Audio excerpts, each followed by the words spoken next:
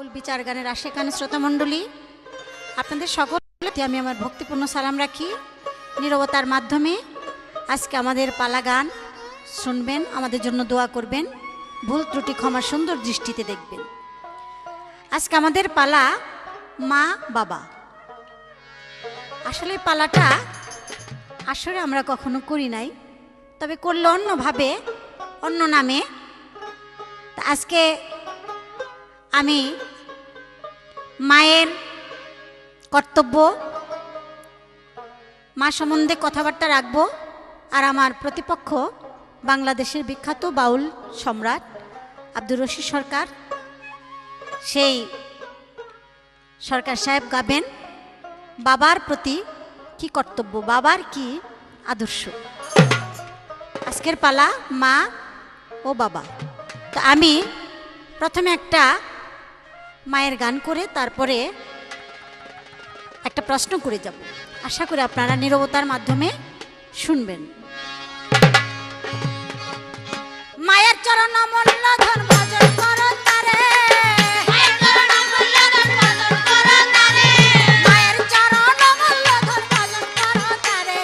সংসারে মা খুশি যেই ছেলের উপরে, ভয় কি সংসারে, মা খুশি যেই ছেলের উপরে, ভয় কি তার সংসারে।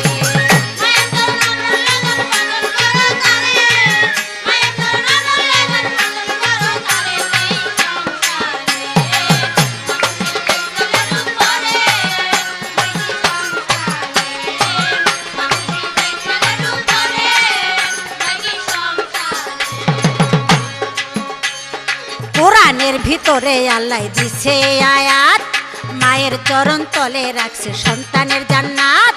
মায়ে যদি করে দোয়া সন্তানের লাগিয়া, শত বালা মুসিবত যায় রে ভাগিয়া। মায়ের সবাই সেই ছেলে যায় জান্নাতের ভিতরে,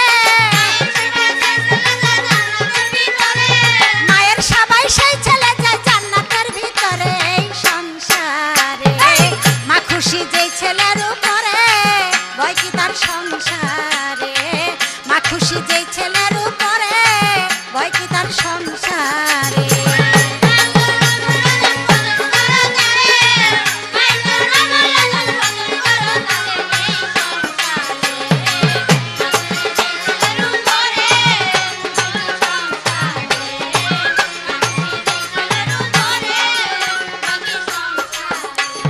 মায়ের মতো এমন বান্ধব নাই রে ভুবনে, মায়ের সবাই ধন্য হলো ভবে কত জনে। বস্করণী মায়ের রাখলো কাঠিতে ভরিয়া, সারা জীবন গেল মায়ের খেদমত করিয়া। ওর মায়ের জন্য আসতে পারছো জন্মের রূপ ধরে, ওর মায়ের জন্য আসতে পারছো মানুষের রূপ ধরে। এই সংসারে মা খুশি যেই ছেলের উপরে, ভয় কি তার সংসারে, মা খুশি যেই ছেলের উপরে, ভয় কি তার সংসারে।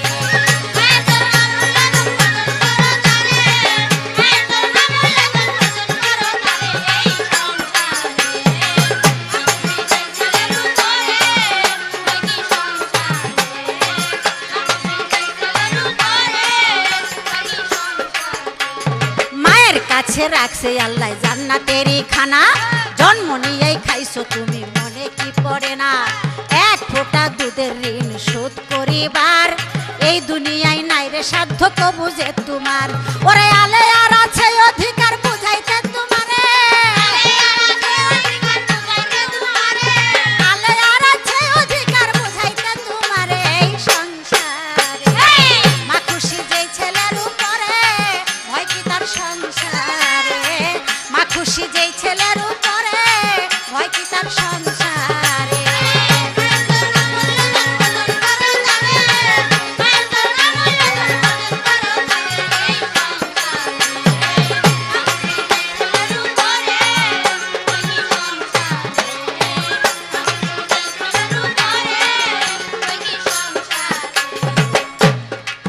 আমার এখন একটু জিজ্ঞাসা আসলো, পালাপালি গান প্রশ্ন জিজ্ঞাসা না করলে সেই পালা সুন্দর হয় না। তাই আমি প্রথমে জিজ্ঞাসা করব, প্রথম বাবা আদম, আল্লাহ তাআলা বাবা আদমকে জান্নাতে মেওয়ার মধ্যে রাখলেন। সুখ শান্তির কোনো অভাব ছিল না সেখানে। এত সুখ শান্তি থাকা সত্ত্বেও সেখান থেকে পাঠায় দিলেন জান্নাতুল আলার, জান্নাতুল মেওয়া থেকে পাঠায় দিলেন জান্নাতুল আলায়। সেখানে গিয়ে এমন একটি মানুষ দেখতে পান, যেই মানুষকে দেখে বাবা আদম পুরাপুরি চেতন পাইয়া উন্মাদের মতো হয়ে গেল। অর্থাৎ তার ভিতরে যে একটা চেতনা বোধ ইহার পূর্বে সে অনুভব করে নাই। তাই আমি জানতে চাই যে জান্নাত তো জান্নাতুল, জান্নাতুল মেওয়ার মধ্যে এমন কি নাই যাহা জান্নাতে জান্নাতুল আলার মধ্যে পাইল। আর সেখানে এমন একটি মানুষ, এমন একটা রূপ দেখে বাবা আদম সে চেতনা বোধ পাইল। সেই মানুষটা কি নারী ছিল না পুরুষ ছিল? আপনি সুন্দরভাবে বলার চেষ্টা করবেন। আশা করি প্রথমে একটা প্রশ্নের মাধ্যমে বলা শুরু করি, তারপরে দেখি তার কথার গতিটা কোন দিকে যায়। কোরআনের ভিতরে আল্লাহ দিছে আয়াত, মায়ের চরণ তলে আছে সন্তানের জান্নাত। মায়ে যদি করে দোয়া সন্তানের লাগিয়া, শত বালা মুসিবত যায় রে ভাগিয়া। ওর মায়ের সবাই সেই ছেলে যায় জান্নাতের ভিতরে, মায়ের সবাই সেই ছেলে যায় জান্নাতের ভিতরে। এই সংসারে মা খুশি যেই ছেলের উপরে, হয় কি তার সংসারে, মা খুশি যেই ছেলের উপরে, হয় কি তার সংসারে।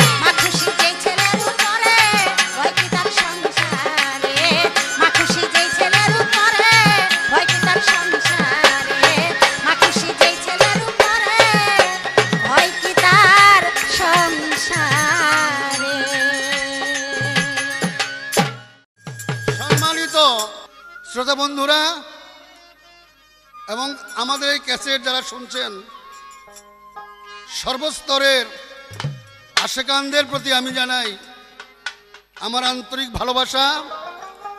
প্রতিপক্ষ শিল্পীর প্রতিও আমার ভালোবাসা থাকলো। আমরা আজকে আশেকানদের যে ক্যাসেটখানা উপহার দিতে চলছি, সেই ক্যাসেটটি হলো বাবা এবং মা। মা এবং বাবার পর্যায়ে ক্যাসেট এখনো কেউ করেছে বলে আমার জানা নেই, তবে আমরা যে করিনি এটা নিশ্চিত। আজকেই প্রথম আমরা মা এবং বাবাকে নিয়ে আপনাদের সামনে হাজির হয়েছি। সেক্ষেত্রে আমার প্রতিপক্ষ শিল্পী আলেয়া বেগম মায়ের ভাগে থাকছে, আমি বাবাকে নিয়ে গাবো। প্রথম আমরা একটা গান শুনুন, ওনার প্রশ্নের উত্তর করে আমি চেষ্টা করব তাকে আর একটি শক্ত প্রশ্ন করার জন্য।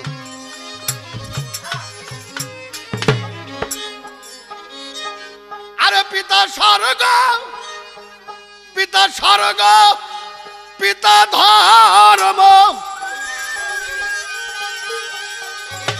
পিতা স্বর্গ, পিতা ধর্ম আমি ভাবিয়া গো, ও বাবা জান তোমার শির পাইয়া আমার জনম ধন্য হইতে গো, ও বাবা জান, ও বাবা জান তোমার শির পাইয়া। আব্বা আব্বাল্লাহ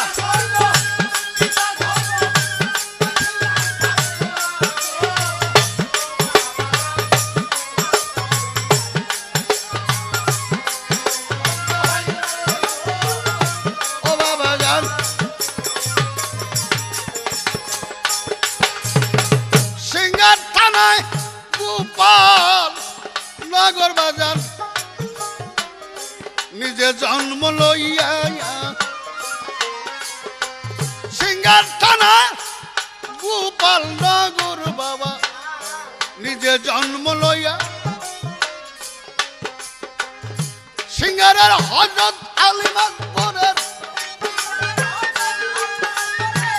সিঙ্গারের হযরত মাদপুরের মেয়ে করলে বিয়া গো বাবা মাঝে তোমার সিঁড়ি পাইয়া আমার জীবন ধন্য হইতে গো ওই আব্বা জান তোমার সিঁড়ি পাইয়া আব্বা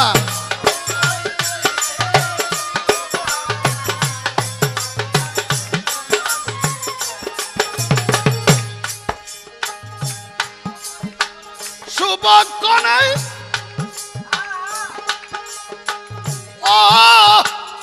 ওই আমার বাজার বাজার বাজার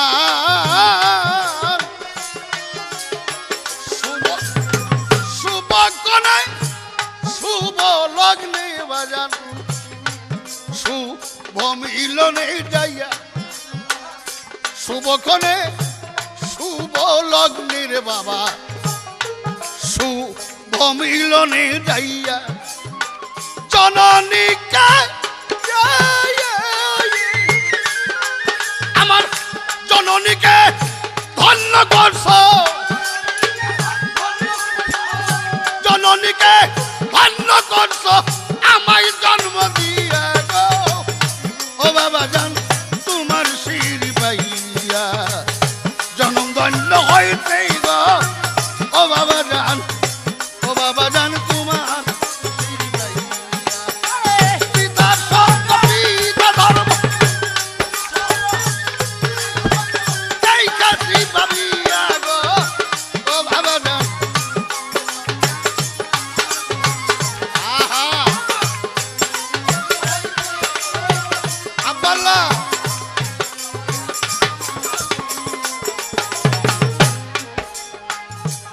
বাজান আমাকে প্রশ্ন করেছে কি প্রশ্ন করেছে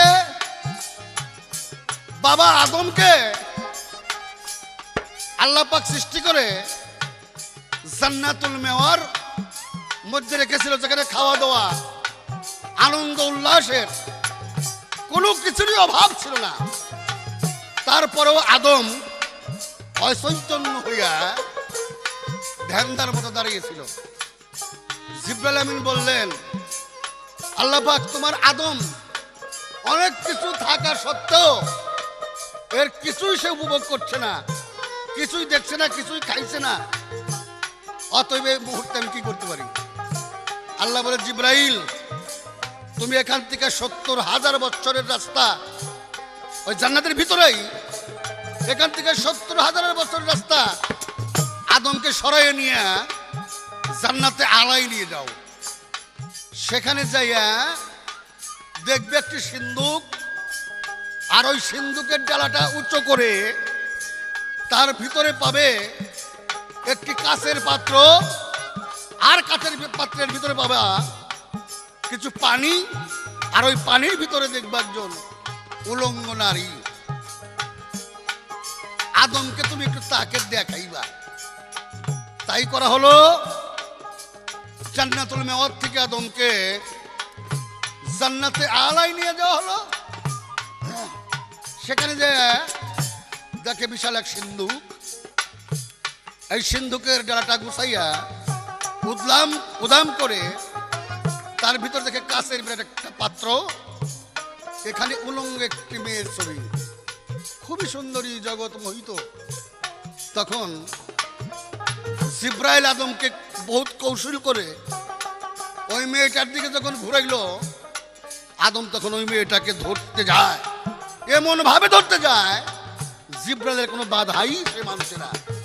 জিবরাইল বলছে, আল্লাহ এখন তো আদমকে আমি ধরে রাখতে পারি না। তখন আল্লাহ বললো, ওকে এখান থেকে আরো ৭০,০০০ বছরের রাস্তা সরাই নাও।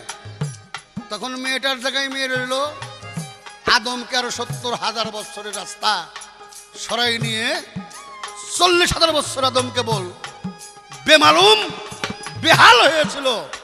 40,000 বছর পরে জ্ঞান হয়ে দেখে তার বাম পাশে যে মেয়েটি ওই কাঁচের পাত্রের ভিতর ছিল, তার বাম পাশে সেই মেয়েটি দাঁড়ানো যাকে আমরা হাওয়ার উপর চিনি। এই তো তোমার প্রশ্ন, উত্তর হয়ে গেল। এ দিয়ে তুমি কি বুঝাইতে চাও?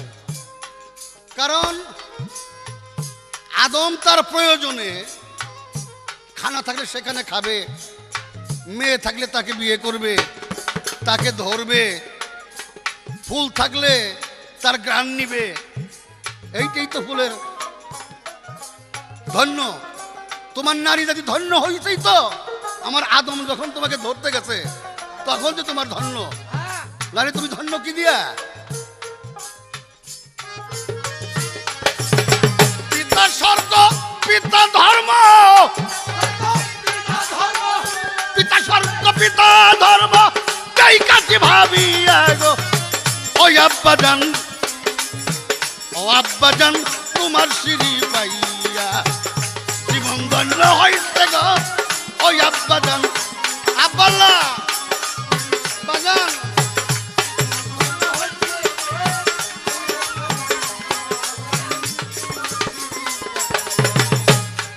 আরে টাকা পয়সা মায়া মমতা গো দয়াল সকল কিছু দিয়া, টাকা পয়সা মায়া মমতা গো আব্বা সকল কিছু দিয়া আস্তে আস্তে আমার জীবন, তুমি আস্তে আস্তে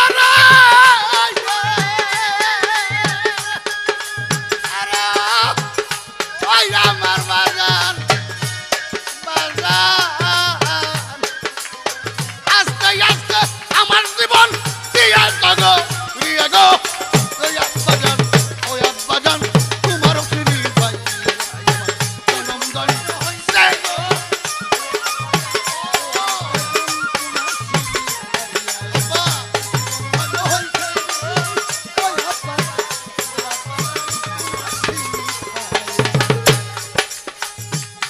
তাই রশিদ কয় কাঙ্গালির বন্ধুরে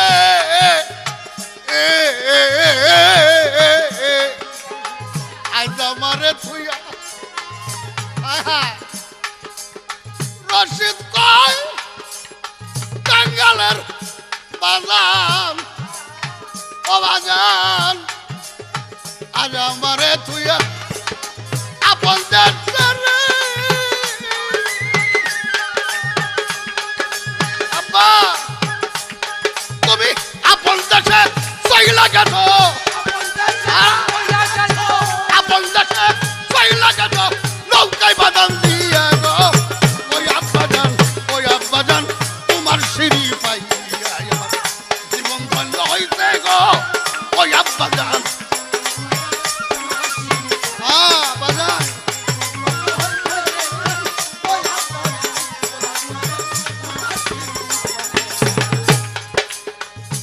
আলো এখন প্রশ্ন করতে চাই, আমি প্রশ্নটা করতে চাই হলো একটা মেয়ের সঙ্গে একটা পুরুষের সঙ্গে বিয়ে হইলে 100 টাকা হোক আর 1 লক্ষ হোক 10 লক্ষ হোক দেন মোহর দিতে হয়, অর্থাৎ একটা টাকা দিতে হয় মেয়েরে। মেয়ে কি করে? আল্লাহ পাক তার একটা মোহর দেয়, ওই মোহরটা এই টাকার বিনিময়ে পুরুষের কাছে বিক্রি করে। আমি জানতে চাই তোমার সেই মোহরটা কি?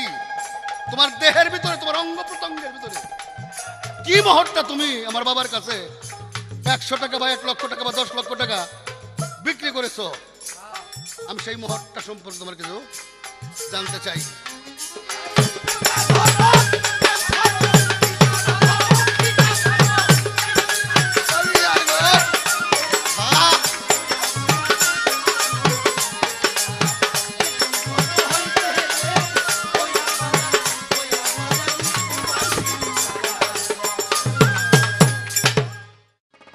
ধন্যবাদ। আমার প্রতিপক্ষের নিকটে যে প্রশ্ন ছিল তার পুঙ্খানুপুঙ্খ জবাব দিয়ে আমার নিকটে একটি প্রশ্ন রাখলেন। আর সরকার সাহেবের বাবার একটা গানের মাধ্যমে এক পর্যায়ে আমি শুনলাম সে আল্লাহ বাবা বলতেছে, আব্বা আল্লাহ। আসলে আল্লাহ আল্লাহ জগৎ স্বামী। আল্লাহ কাউকে জন্ম দেন নাই, কাউ হতে জন্ম নেন নাই, লা শরীকা লাহু। এটা সূরা ইখলাসের মধ্যে আল্লাহ নিজেই ঘোষণা করেছেন। যেখানে আল্লাহ এ কথা বলেছেন, সে কথাটাকে আপনি ভুলে গিয়ে কোন যুক্তিতে, কোন দৃষ্টিতে আল্লাহ আব্বা। আসলে তো আপনি এত ছোট না যে আল্লাহও চিনেন না, আব্বাও চিনেন না। অতএব আগে জেনে শুনে তারপরে টেনে আনতে হবে গানে, তা না হলে জ্ঞানীরা কষ্ট পাবে মনে। কারণ আপনি যদি ঘুমায়া কিছু বলেন, সেই বলাটাও সঠিক, এটা অনেকেই কিন্তু বিশ্বাস করে। এখন এই নাচতে নাচতে আপনি যে বেতাল দু একটা শব্দ বলতেছেন, সেটা অনেকের জন্য কিন্তু মনে কষ্টের কারণ হয়ে যেতেছে। আশা করি সেদিকে লক্ষ্য রেখে আপনি পালা করার চেষ্টা করবেন। আমার নিকটে আপনি যে প্রশ্নটা করেছেন, এই প্রশ্নটা আমি কি বলবো, একটা পুরুষ একটা নারীকে বিবাহ করতে হলে সেখানে একটা দেন মোহরানা ধার্য করা হয়। সে দেন মোহরানা ধার্য করা হয়, মায়ের কাছে একটা মোহর আছে। তা আসলে কি, আপনি যতটা শিশু হয়ে গেছেন, আমি ততটা শিশু ভাবি নাই আপনাকে। সকালবেলা একই ঘাটে মা, মেয়ে, তারপরে ছেলের বউ গোসল করতে যায়। তো এই গোসলটা কিসের জন্য, এটা কিন্তু সবাই জানে, কিন্তু কেউ কাউকে জিজ্ঞাসা করে না, বলে না। তো আপনি যে কথাটা জিজ্ঞাসা করলেন, এটাকে আসলে বলা যায়? এটা কিন্তু জানে। যখন বাবা যুবক হইলেন, যৌবন প্রাপ্ত হইলেন, বাবার চাহনি চলতি অন্যরকম একটা। যে বাড়িতে একটা যুবতী নারী বাবা ঘন ঘন দৌড়াদৌড়ি করে, সেই বাড়ি কোনোভাবে না কোনোভাবে সেখানে যাইতে চাই। যে ঘাটে বেশি বেশি মেয়েরা গোসল করতে যায়, বাবা এমনি বসি নিয়ে বসে থাকে। তো তখন অনেকে বলে যে, সলিমুদ্দিন, তোমার পোলাটা তো শিয়ানো হয়ে গেল গা, তুমি তো খবর রাখো না, ভাব ভঙ্গিমা জানি কেমন, যদি ঠিক মতো বিয়ে না করে দাও তাহলে কিন্তু বংশের ইজ্জত থাকবে না। তো তখনই বোঝা গেল যে বাবার ভিতরে এমন একটা রোগ সৃষ্টি হয়েছে, যেই রোগ কোনো মতেই সম্ভব না সারা, একমাত্র আমার মাকে ছাড়া। তখন বিবাহ বন্ধনে আবদ্ধ হওয়ার দরকার। কারণ এই যে অবস্থাটা, এই ব্যারামটা কিন্তু বাবার মধ্যেই প্রথম জাগ্রত হয়েছিল। যেমন বাবা আদম, তার ভিতরে ব্যারাম সৃষ্টি হয়ে গেল। আপনি তো এখানে আসলে সারা রাত সারা দিন যতই পালা করবেন, প্রথম কথাটাই কিন্তু আপনি হারিয়ে গেছেন যে সেই মায়ের জন্য, মায়ের রূপ দেখে এমন ব্যাধিসা হয়ে গেল যে জিব্রাইল পর্যন্ত সেখান থেকে তাকে সরাইতে পারে না। তাহলে মার মর্যাদার, মার গুরুত্ব, মার আকর্ষণটা কত, কোথার থেকে কোথায় নিয়ে গেছে। মা কিন্তু আসে নাই, মা আসে নাই, মায়ের কাছে বাবা গেছে। তাহলে এই জিনিসটা চিরদিন যেন বাবা মনে রাখেন। দেন মোহরানা ধার্য করা হয়, এটা কেন দেন মোহরানা ধার্য করা হয়? যেহেতু সে মর্যাদার বিষয়, তার সম্মানী ভাতা,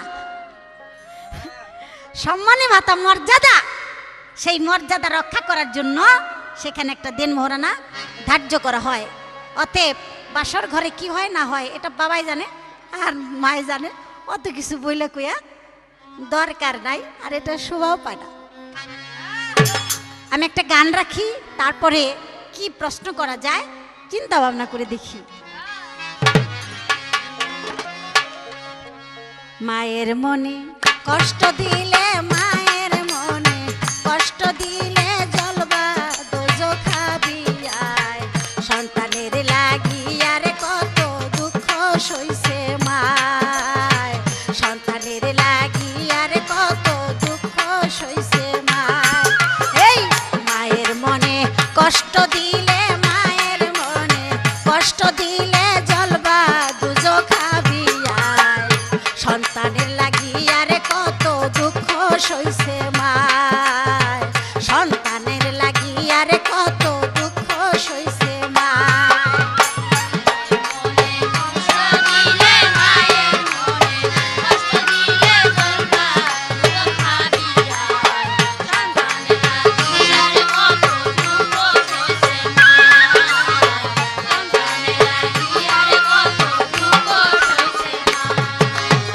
দূর দেশে থাকলে ছেলে,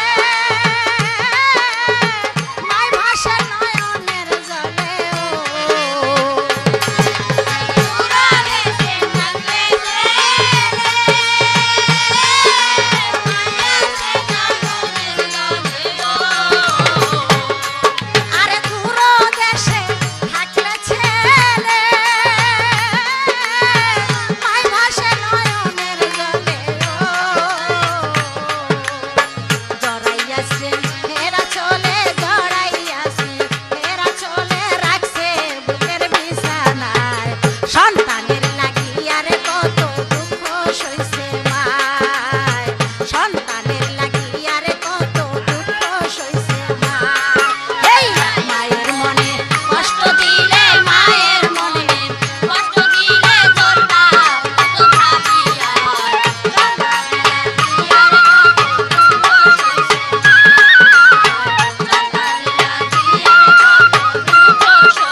মায়। দুঃখিনী মায় কষ্ট পাইয়া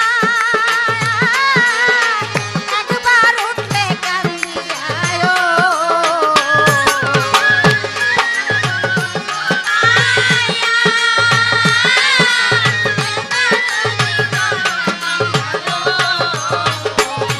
ওরে মা দুঃখিনী কষ্ট পাইয়া একবার উঠলে কান্দিয়ায় ও। ওরে আল্লাহর আরশ উঠে কাঁপিয়া, আল্লাহর আরশ উঠে কাঁপিয়া, কোথাও না শান্তি পায়। সন্তানের লাগিয়ারে কত দুঃখ সইছে মায়, সন্তানের লাগিয়ারে কত দুঃখ সইছে মায়।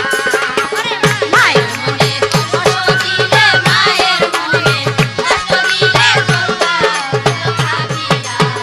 সন্তানের লাগিয়ারে কত দুঃখ সইছে মায়, সন্তানের লাগিয়ারে কত দুঃখ সইছে মায়। মায়ের দোয়া পাইছে ছেলে, ভয় নাহি তার কোনো কালে ও।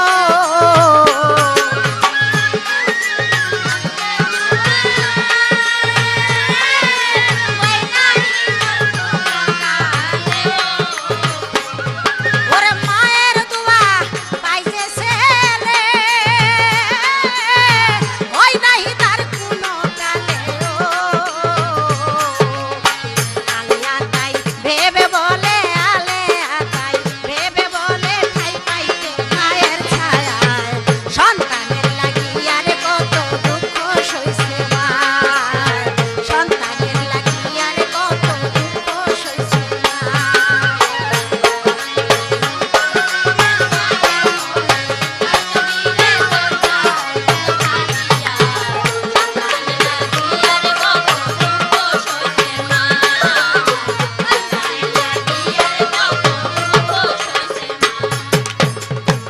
আমার প্রতিপক্ষের নিকটে প্রশ্ন থাকবে, আপনি বলে দিবেন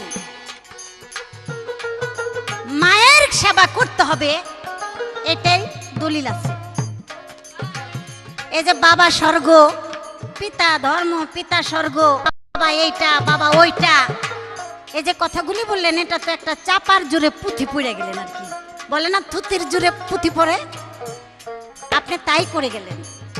তা আমি আপনার কাছে জানতে চাই, এক সাহাবী প্যারা হাবিবের কাছে বললেন যে প্যারা হাবিব, আমি কার খেদমত করে, আমি কার খেদমত করে জান্নাতে যেতে পারবো?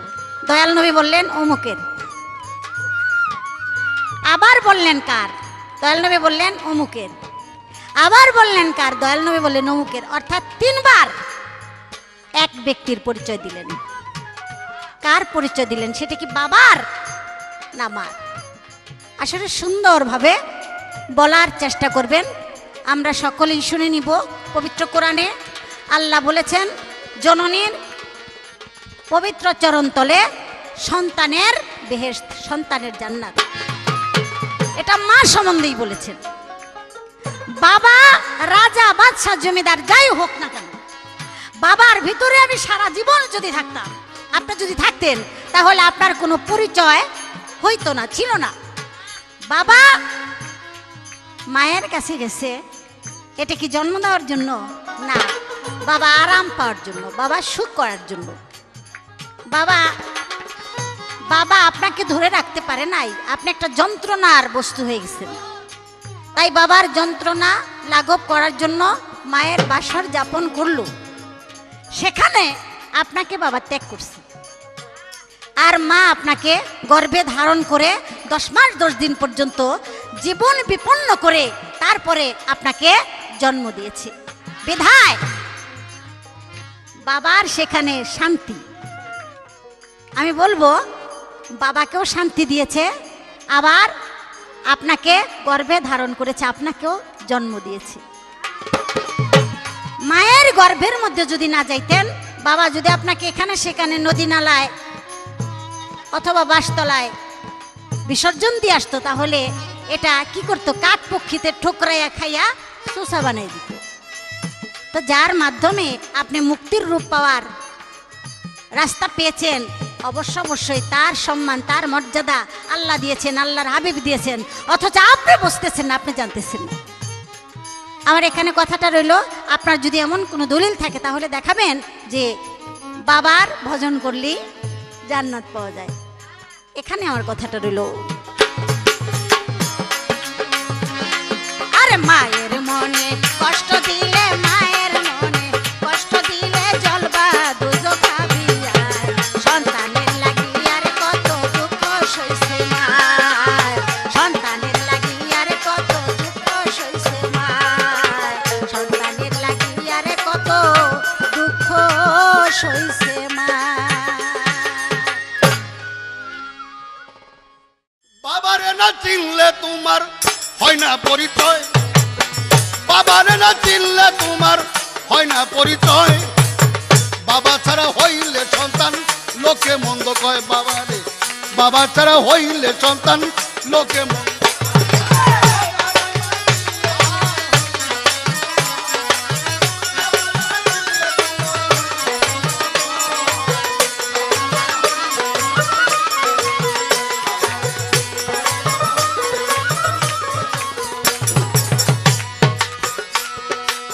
বাবাই যখন করছে বিয়া, আরে মায়া গেল সন্তান পাইয়া, বাবাই যখন করলো বিয়া,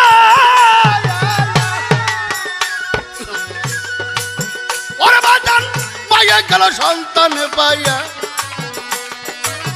সোহাগ করে কুলে লইয়া মহা খুশি হয়, সোহাগ করে কুলে লইয়া মহা খুশি হয়, বাবা ছাড়া হইলে সন্তান লোকে মন্দ কয়। আস্তে আস্তে এবার আমি বলতে চাই,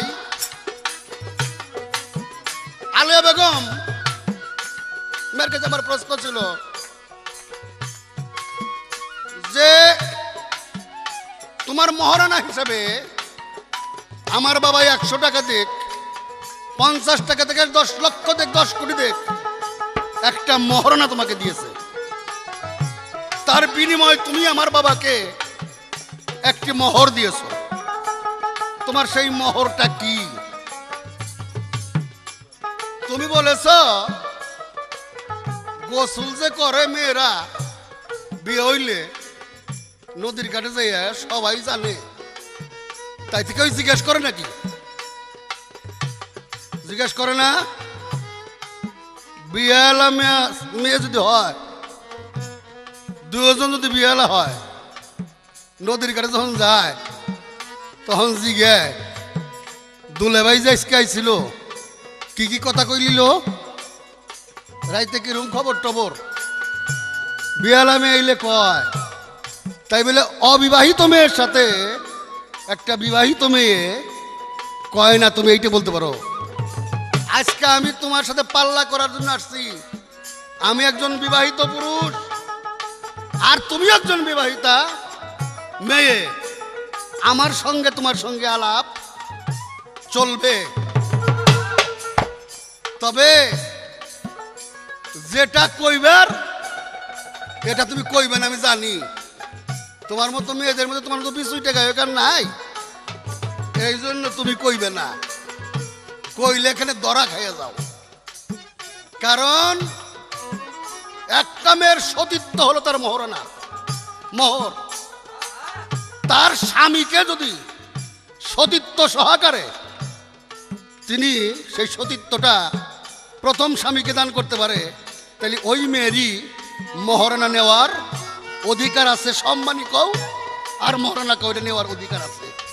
আর যদি চরিত্র অন্য জায়গায় বিকাইয়া পরে বিতর্কের ফল মানুষের খাওয়াইয়া পরে খোলা নিয়ে দেয়, এমনিও তার চরিত্র খারাপ। আর অমনি মোহরানা নেওয়াটা আর একটা ডাকাতি এবং ফলস ডাকাতি, এটা ব্ল্যাকমেল করার।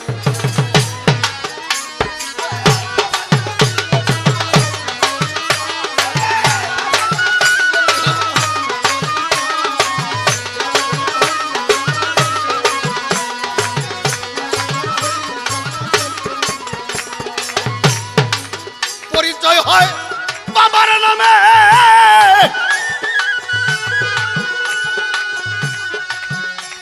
আরে বাবা থাকে সকল কামে। পরিচয় হয় বাবার নামে, ও ভাইজান বাবাই আছে সকল কামে। আরে দেখো রে আগুন নিগুমে বাবাই সবই হয়। দেখো রে আগুন আগুন নিগুমে বাবাই সর্বময়। বাবা ছাড়া হইলে সন্তান লোকে আস্তে। সে কি বলেছে যে তোমার বাবাই তো গেছিল মায়ের কাছে তোমার জন্ম দেওয়ার জন্য না, তোমার বাবাই ত্যাগ করছে আর মা সেটাকে ধরে রাখছে।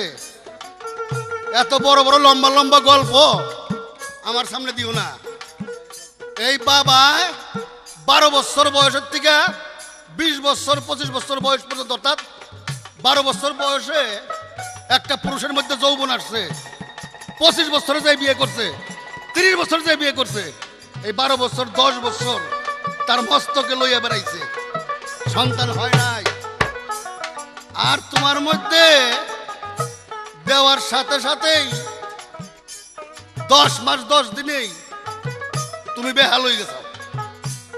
10 মাসের পরে আর তুমি রাখতে পারো না, তুমিও তারে ত্যাগ করে দিছাও। এদিকে আমি তোমারে খারাপ বলতে চাই না, অমন্দ কই না। যাই হোক, সে কয়দিন হোক রাখছাও তো। বাবাই রাখছে 10 বছর, তুমি রাখছো 10 দিন বা 10 মাস রাখছাও তো। মূলত বাবাইও ত্যাগ করছে, তুমিও ত্যাগ করছাও।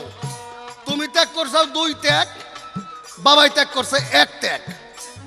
বাবাই হলো তার পিতার মস্তকের থেকে তোমার গর্ভথলির মধ্যে বীর্যপাত করছে, আর তুমিও বাবার সঙ্গে সঙ্গে তোমার রজপাত করছাও। ওখানে বাবার একটা ত্যাগ, তোমার একটা ত্যাগ, এই 2 ত্যাগে হয়েছে এক সন্তান। পরে তুমি এবার ফেরে সন্তানকে পেটের মধ্যে নাক পেন না পেরে এই দুনিয়ার বুকে তাকে ডাইলে দিতে। তাহলে 3 ত্যাগের মধ্যে সন্তান হয়েছে, ত্যাগ হইল তোমার আর 1 ত্যাগ হইল বাবার।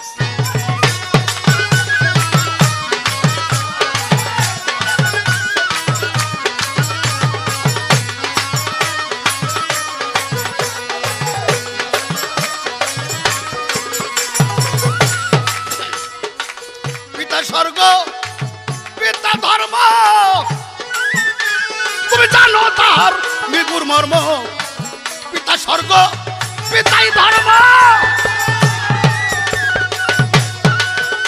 তুমি জানো তাহার নিগুর মর্ম, চাই না শুই না করো কর্ম, আরে চাই না শুই না করো কর্ম, রবে না তোর ভয়। চাই না শুই না করো কর্ম, আরে চাই না শুই না করো কর্ম, রবে না তোর ভয়।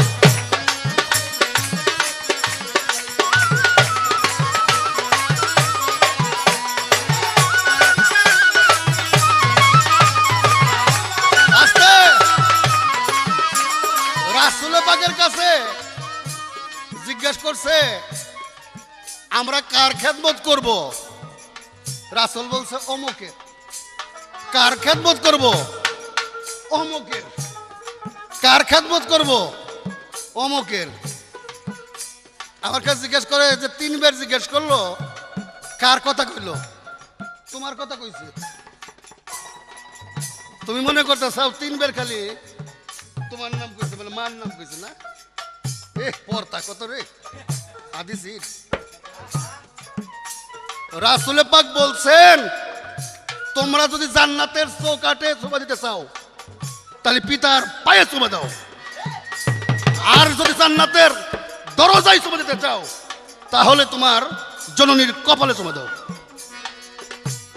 এখানে বুঝতে হবে জননী দিদি বলছে কপালে চুমা, আর বাবার বলছে পায়ে চুমা দেওয়ার জন্য। বলছে তোমরা যদি জান্নাতের চৌকাঠে চুমা দিতে চাও তাহলে বাবার পায়ে চুমা দাও, আর যদি জান্নাতের দরজায় চুমা দিতে চাও তাহলে মায়ের কপালে চুমা দাও। আর তোমার মতে হলো ওই তিনবার তোমাকে নাম কইছে।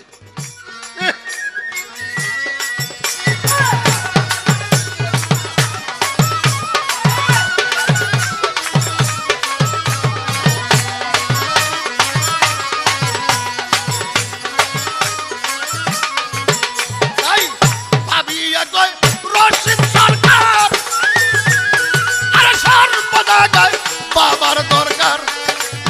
ভাবিয়া কয় রশিদ সরকার, আরে সর্বদা গায় আমার বাবার দরকার।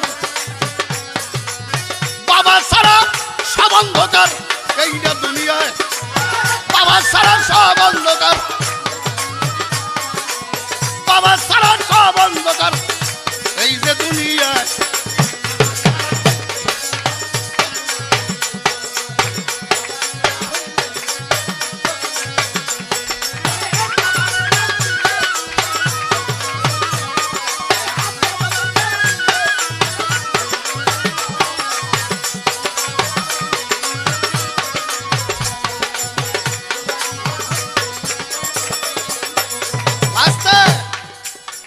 আমি তোমার কাছে জানতে চাই তুমি যে মা এত বড়ই করো, 10 মাস 10 দিন তুমি সন্তান পেটের ভিতরে রাখছাও,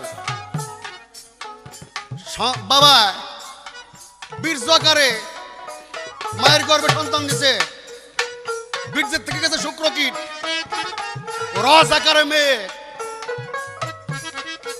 ব্রতের সঙ্গে দিছে ডিম্বাণু। এই শুক্রাণু আর ডিম্বাণু দুইটা একত্রিত মিশে হয়েছে সন্তান। 40 দিনের দিনে একটা দেহ তৈরি হয়েছে।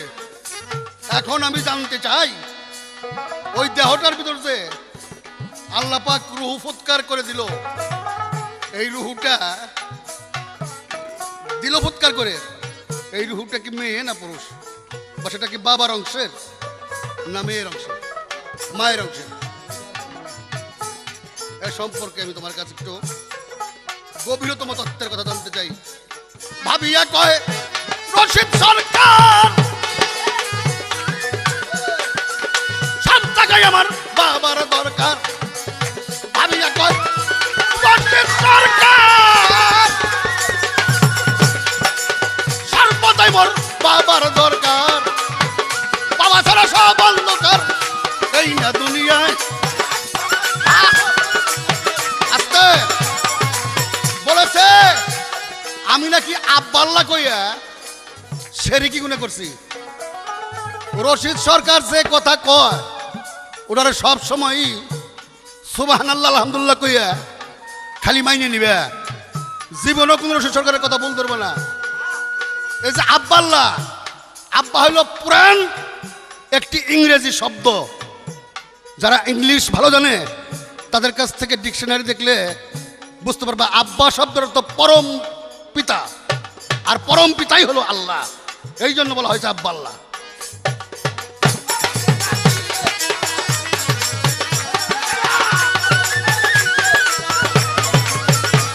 আব্বাল্লাহ আব্বাল্লাহ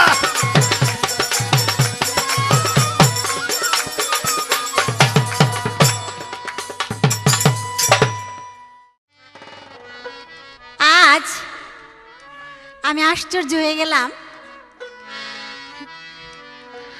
আমার বাবাজির মাথা মনে হয় একদম খারাপ হয়ে গেছে গা। আসলে আমি এরকম অযৌক্তিক কথা কোনোদিন আশা করি নাই।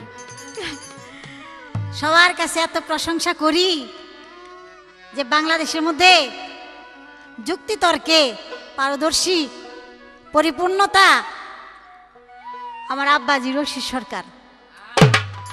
তার যুক্তির কাছে সবারই মানতে হয় হার, কিন্তু আজকে কি তার ব্যবহার, সব উল্টা পাল্টা সমাচার বলে যে সতীত্ব নাকি মোহরানা, মোহর বলে আগেই তুমি, হ্যাঁ যদি সব শেষ করো তাহলে তুমি দেন মোহরানা নেওয়ার কোনো দাবিদার হইতে পারো না। তাহলে একাধিক বিবাহ যদি কোনো নারীর হয়ে থাকে, আপনি কি তাকে অসতী বলতে চান? আমার মনে হয় এ কথাটা আপনার সঠিক নয়। কারণ শাস্ত্র বিধানে মহাভারতে বর্ণনা দ্রৌপদীর পঞ্চপতি, তবুও সে সতী, তার মর্যাদা কোথাও কম না। পঞ্চসতীর সেও এক সতী, সেও কিন্তু ভক্তি পায়।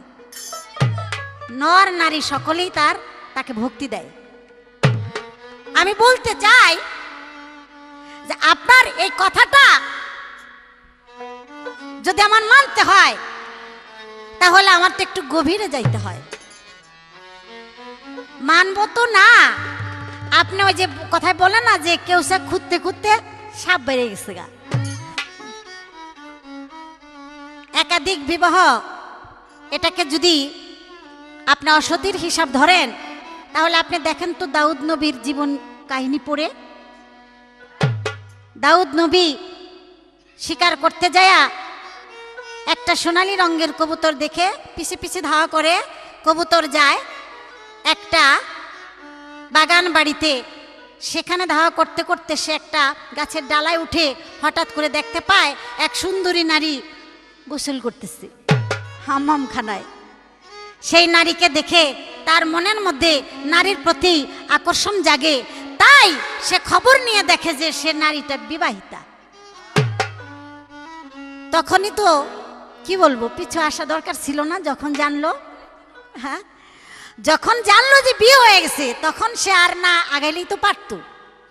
কিন্তু ঘটনাক্রমে ওই বিবির স্বামীকে সে চাকরি দিল, যুদ্ধে পাঠাইলো, সেখানে সে মারা গেল। তারপরে ওই নারীকে বিবাহ করলো। সেই নারী হলো বৎসবা বিবি, যার গর্ভে সুলেমান পয়গম্বর জন্মগ্রহণ করেছে। পূর্বে তার বিবাহ হয়েছে, তার গর্ভে আল্লাহর একজন নবী জন্মগ্রহণ করেছে। তাহলে আপনি সতী আর অসতী হিসাবটা কিভাবে দিবেন? নারীকে আপনি অসতী বললেন, পুরুষ যদি হিসাব করি তাহলে তো একেবারে। আর সতের সংখ্যা যে কিভাবে কি হবে এটা আল্লাহ ছাড়া আর কেউ জানে না। যাই হোক, আমি একটা গান আসরে রাখবো। আপনি যা বলেছেন সেটা আমার কাছে কোনোটাই গ্রহণযোগ্য মনে হইতেছে না। হ্যাঁ, হ্যাঁ, বিবি খাদিজাতুল কুবরা তারও তো পেয়ারা হাবিবের সাথে বিয়ের আগে আরো 2 বার বিবাহ হয়েছে। হ্যাঁ, আর মা ফাতেমা জননী, যাকে নাকি আল্লাহ মা ডাকছে, যাকে নাকি জান্নাত, খাতুনে জান্নাত এবং বরকত মা, যে নাকি জান্নাতের দরজায় থাকবে, জান্নাতি নর নারী জান্নাতে প্রবেশ করার সময় সেই ফাতেমাকে মা বলে সালাম দিয়া তারপরেই জান্নাতে যাওয়ার অধিকারী পাবে। সেই খাদিজাতুল কুবরার গর্ভে সেই জান্নাত, খাতুনে জান্নাত জন্মগ্রহণ করেছে। আমি বুঝি না আজকে মাথা খারাপ হয়ে গেছে নাকি। আব্বা আল্লাহ, আমি বললাম আব্বা, আবার আল্লাহ এবার আব্বা হইলো কবি? কয় এটা হলো ইংলিশ শব্দ, বাংলায় কুলাইতেছে না নাকি, কি জানি, আল্লাহ জানে কোন জায়গা থেকে এখন কোরআন বাদ দিয়ে সে ইংলিশের উপরে রিসার্চ শুরু করছে। না, এটা যুক্তির কথা হইতে পারে না। যেখানে পবিত্র কোরআন আল্লাহ ঘোষণা করেছেন যে আমি কাউকে জন্ম দিই নাই, কাউ হতে জন্ম নিই নাই, এই কথাটাকে ওভারটেক করে আপনি ওই যে ইংলিশ একটা শব্দের উপরে জোর দিবেন আর সেটা নিয়ে বাহাদুরি করে আপনি জয়ের মালা পরবেন, তা কিন্তু আর চলবে না। একটা গান রাখি, তারপরে বলবো। মায়ের মতো এমন কে আছে রে দরদি, মায়ের মনে কষ্ট দিও না রে, দিও না, মায়ের মনে কষ্ট দিও না।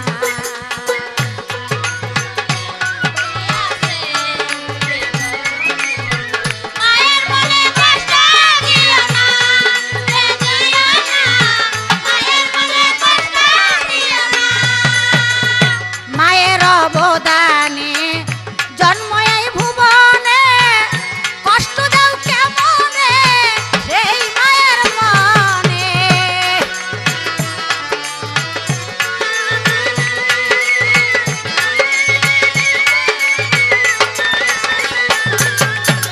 না করে মায়ের সেবা গেলে মক্কা কাবা,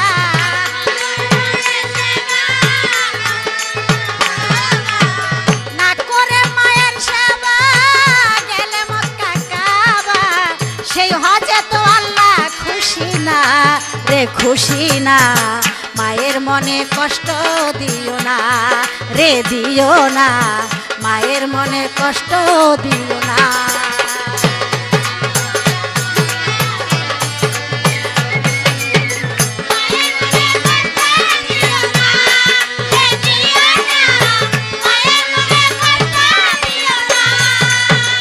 মায়ের দুয়ার গুনে জান্নাত পায় সন্তান গনে, দেখো যে কোরআনে বলছে আল্লাহ জবানে।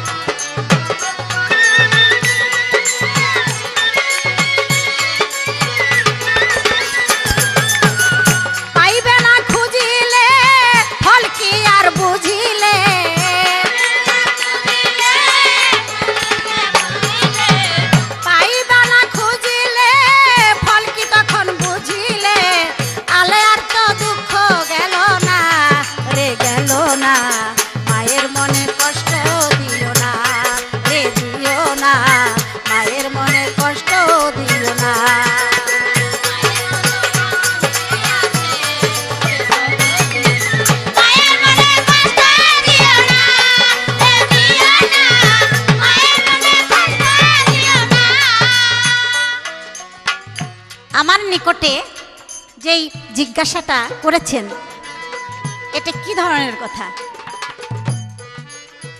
যে পিতার মস্তক হতে মাতৃগর্ভে সন্তান গেল, সেই সন্তানের মধ্যে রুহু ফুকে।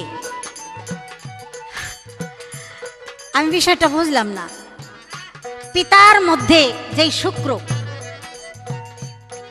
সেটার মধ্যেই তো প্রাণ থাকে, তবে এটা শক্তিশালী হয় ধীরে ধীরে। সেটার মধ্যে যদি প্রাণ না থাকতো তাহলে সেটা মায়ের গর্ভে প্রবেশ করলো কিভাবে? সেটা তো জীবাণু। যেখানে জীব শক্তি, প্রাণ শক্তি নাই, সেটা মাতৃগর্ভে প্রবেশ করলো কিভাবে? এখন আত্মার কথা, রুহের কথা বলেছেন। যদি রুহের কথা বলে থাকেন তাহলে সেই 5টি আত্মা বা 5টি রুহু, জীবাত্মা, পরমাত্মা, আত্মা, রামাত্মা, রামেশ্বর, ভূতাত্মা। আর রুহের কথা বলা হয়েছে নাবাদি, জামাদি, হায়ানি, ইনসানি, রুহে কুৎসি। এক একটা অবস্থার উপরে এক একটা রূপরেখা ধারণ করে। তাই আমি বলবো যে রুহু বা আত্মা সেখানে যদি চলে যান তাহলে সেখানে আপনিও নাই, আমিও নাই, সেখানে পরম সত্তা। এখন আল্লাহকে আপনি কি ভাববেন, কি বলবেন? আল্লাহকে যদি আপনি পুরুষ বলেন তাহলে আল্লাহর কথা আপনি মানেন না কেন? যদি আল্লাহ পুরুষ হয়, এটা আপনার হিসাবে বলতেছি, যদি আল্লাহ পুরুষ হয় তাহলে আল্লাহ পবিত্র কোরআনে বলেছেন ওই যে জননীর পদতলে সন্তানের জান্নাত। এটা আপনি অস্বীকার করবেন কোন যুক্তিতে? কোরআন বের করেন, দেখেন আপনি ভালো করে। দয়াল নবী বলেছেন 3 বার মায়ের খেদমত করো, মায়ের খেদমত করো, মায়ের খেদমত করো। আপনি চাপা ঝাইরা বইলা দিলেন যে না, জান্নাতে প্রবেশ করতে হলে, দরজায় ঢুকতে হলে মায়ের কপালে। এখানে কপাল আর পায়ের কথা আসবে কেন? সেটা আলাদা সাবজেক্ট থাকতে পারে, আলাদা জায়গায় থাকতে পারে। দয়াল নবী 3 বারই বলেছেন। কেন? দয়াল নবীর আশেক একজন পাগল ওয়াশ করুনি, সে মায়ের খেদমত করেছে, মা তাকে দোয়া করেছে, তাই মায়ের দোয়ার বরকতে সে পেয়ারা হাবিবের এত নিকটে, এত আত্মার আত্মীয় হওয়ার সৌভাগ্য অর্জন করেছে। এভাবে যদি আমি বলতে যাই, বাইজিদ বোস্তামি 9 বছর বয়সে মায়ের সেবা করে আল্লাহর দরবারে মা জননী দোয়া করলো, বলল যে পাক পরওয়ারদিগার, মায়ের দোয়া যদি তোমার দরবারে কবুল হয় তাহলে আমি আমার সন্তানের জন্য বলবো যে আমার অবশ সন্তানকে তুমি তোমার ওলিদের, তোমার বন্ধুর খাতায় নাম লিখায় নাও। আল্লাহ তাই করলেন, তাই লিখে দিলেন। এখানে আমি আপনার কাছে বলবো যে মায়ের অবদান যে কত, এই ত্যাগ আর ওই ত্যাগ কিসের মধ্যে কি? আপনি কি দিয়ে কি বুঝাইলেন? আমার মাথায় ধরে না যে বাবাও ত্যাগ করছে, মাও ত্যাগ করছে। বাবা তো আনন্দের জন্য, বাবা তো আনন্দে মাতোয়ারা হইয়া সেখানে আপনাকে ত্যাগ করছে। মা সেখানে 10 মাস 10 দিন পর্যন্ত গর্ভে ধারণ করে আপনাকে পূর্ণাঙ্গ একটা মানব রূপ দিয়া পাঠাইছে। মা যদি প্রসব না করতো তাহলে আপনি মানুষ হইলেন না মহিষ হইলেন, এটা তো বোঝা যেত না। মুক্তির রূপ পাওয়ার জন্য সেখানে প্রকাশের দরকার, বোঝার জন্য প্রকাশের দরকার। যাক, এই পর্যন্ত আমার কথাটা শেষ হলো। এখানে ঝগড়া করলে অনেক বড় ঝগড়া লেগে যাব, কারণ আপনার কথাগুলি কোনোটাই যুক্তির মধ্যে আসতেছে না। আপনার কাছে আমি এবার জানবো, আপনি বলবেন যে দয়াল নবী একবার এক ব্যক্তির উদ্দেশ্যে বললেন যে তুমি যা শুরু করছো, তুমি যদি ইহা করো তাহলে তুমি যেন আমার কলিজার মধ্যে আঘাত দিলা। আমি জানতে চাই দয়াল নবী কার উদ্দেশ্যে, কোন কর্ম করতে চাইছিল, যার ফলে রাসূল বললেন যে তুমি যদি ইহাই করো তাহলে তুমি মনে রাখিও তুমি যেন আমার কলিজার মধ্যে আঘাত দিলা। অতএব আমার কলিজায় আঘাত দিয়া কেউ কখনো আল্লাহর প্রিয় বলে পরিগণিত হইতে পারবে না। আপনি সুন্দর করে বলে দেন সে বিষয়টা কি ছিল, এটা বললে ভালো লাগবে। মায়ের মতো এমন কে আছে রে দরদি, মায়ের মনে কষ্ট দিও না রে, দিও না মায়ের মনে কষ্ট দিও না রে, দিও না মায়ের মনে কষ্ট দিও না রে, দিও না মায়ের মনে কষ্ট দিও না।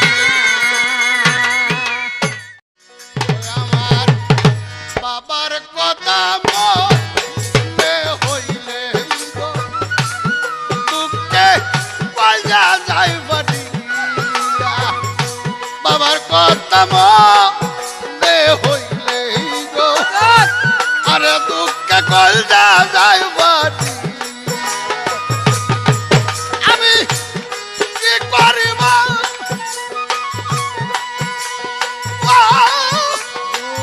কোথায় যাব ও তারে খুঁজিবার লাগি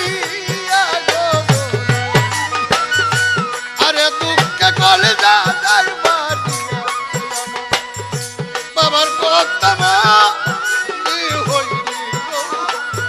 আরে দুঃখে কল যা যায় বাড়ি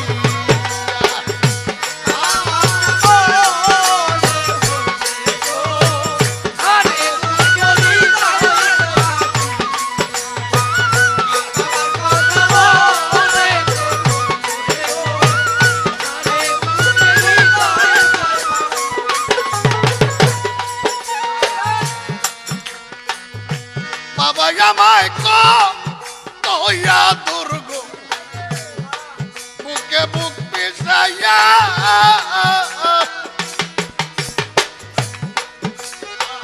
বাবা আমায় আমার দরু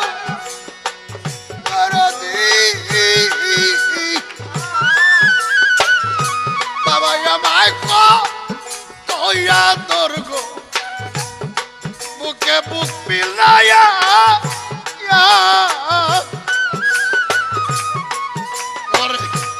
একটুখানি হইলা চোখের আড়াল আরে বাজান যাই তো পাগল হইয়া রে একটু হইলা চোখের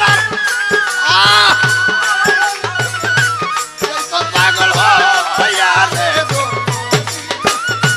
আরে দুঃখে কইলা যাই বাড়ি বাবার কথা মনে আরে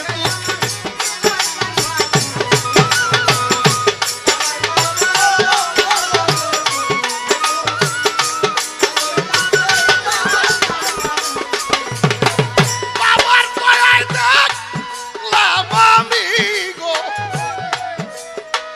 সুন্দর এই দুনিয়ার দরদ সুন্দর এই দুনিয়া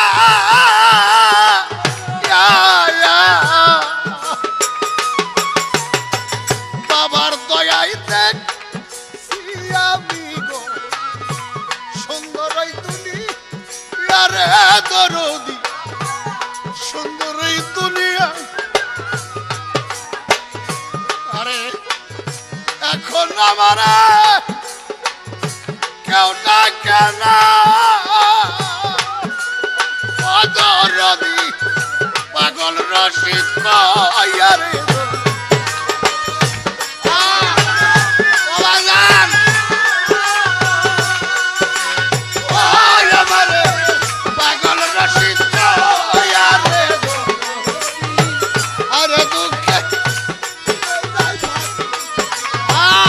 বাবার কথা আরে দুঃখে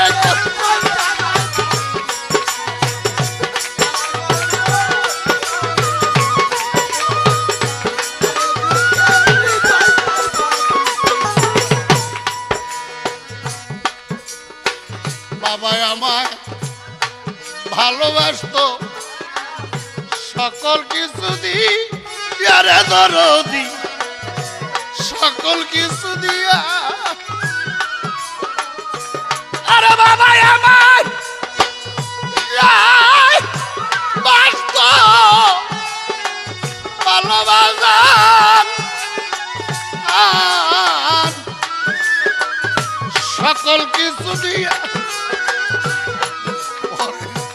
জন্মের মতো এতে ভয়লাম পরে আমার বাজান হারা আমি জন্মের মতো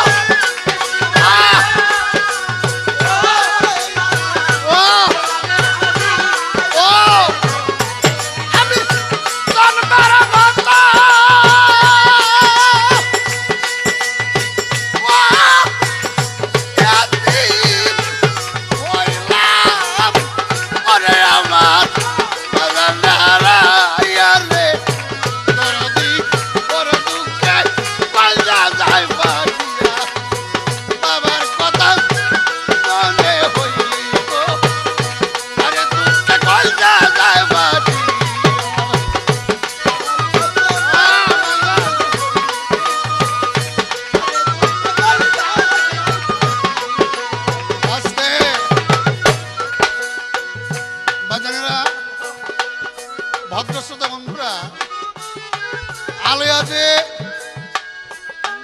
করা কথা কয়ে পাল্লা করেছে, এর জবাব যদি আমি রশিদ সরকার এখন ওইভাবে দিতে যাই, তাহলে যে গানটা গাইলাম গানটার ভাব গাম্ভীর্যতা নষ্ট হবে বলেই আমি অত বড় রিপিটিশনে যাব না। তবে আলা তোমাকে বলি, এখন আমি যে থিমসে গান গাই, এই থিমস গুলো তোমরা বুঝতে পারো না। আমি আব্বাল্লা করে হালের থেকে ডাক দিয়েছি, তুমি প্রশ্ন করেছো যে আব্বাল্লা বলো কেন। আমি সেখানে বলছি যে আব্বাল্লা বলা অপরাধ হয় নাই। আব্বা শব্দটা হলো ইংরেজি শব্দ, এটার বাংলা হলো পরম পিতা।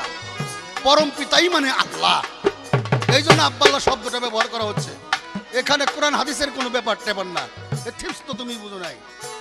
আর ত্যাগের কথা বলেছিলাম, বাবাই যেমন আনন্দ করতে যেয়ে তার বীর্য ত্যাগ করেছিল, আর তুমিও তেমনি আনন্দ করতে গিয়ে তোমার রস ত্যাগ করেছিলে। এই দুইটা ত্যাগের মধ্যেই রসের সঙ্গে এসেছিল ডিম্বাণু, আর বীজের সঙ্গে ছিল শুক্রাণু। এই দুইটা নিয়ে একত্রিত হইয়া তোমার গর্ভথলির ভিতরে থাইকা 10 মাস 10 দিন পরে তোমার গর্ভের থেকে একটি সন্তান তুমি দুনিয়াতে দিয়েছো বটে। অস্বীকার করব কেন? কিন্তু আমিও যে এই সন্তান লালন পালন করেছিলাম, আমার মস্তকে আমি যৌবন রূপে, আমার আশেকে পাশেকে রূপে আমার মধ্যে এটা পালন করেছিলাম। এটা কি তুমি অস্বীকার করতে চাও? আর তুমি আমাকে বলো যে আমি বুঝতেছি না। বুঝবে কেন? আমার এই কথা বুঝতে হইলে অন্তত পক্ষে 4-5 বছর আগের থেকে ভালো মন্দ খাইতে হবে। আমি রশিদ সরকারের কথা বুঝতে হইলে ভালো ভালো জ্ঞানী লোকের সঙ্গ বেশি বেশি করতে হবে, এবং যত 4-5 বছর আগের থেকে ভিটামিন যুক্ত ভালো ভালো খানা খাবার খাইতে হবে, তবেই আমার কথা বলতে হবে। এর আগে সাধারণ জ্ঞান দিয়ে পাট ক্ষেত থেকে ওয়াক দাবরাই এই রশিদ সরকারের গান বুঝবার চেষ্টা না করাটাই ভালো।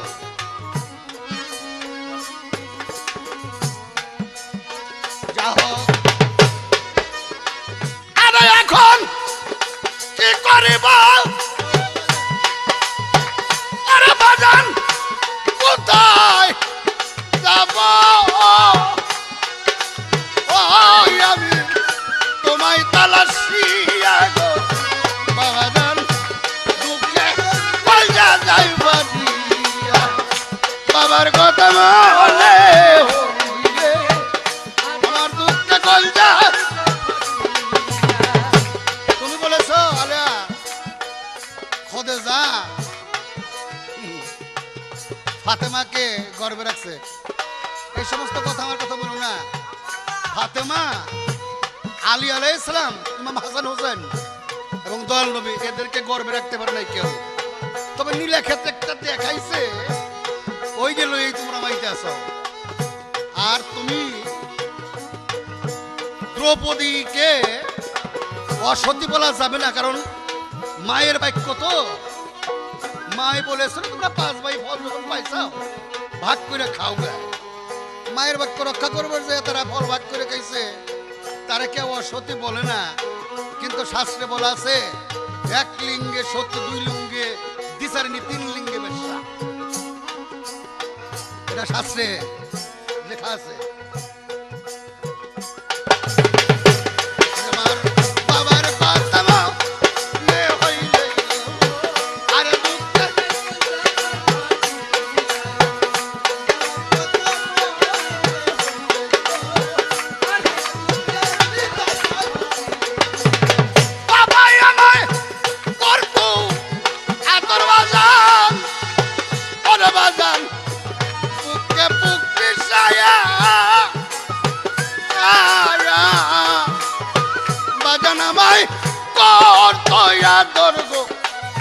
বুকে বুক পিছাইয়া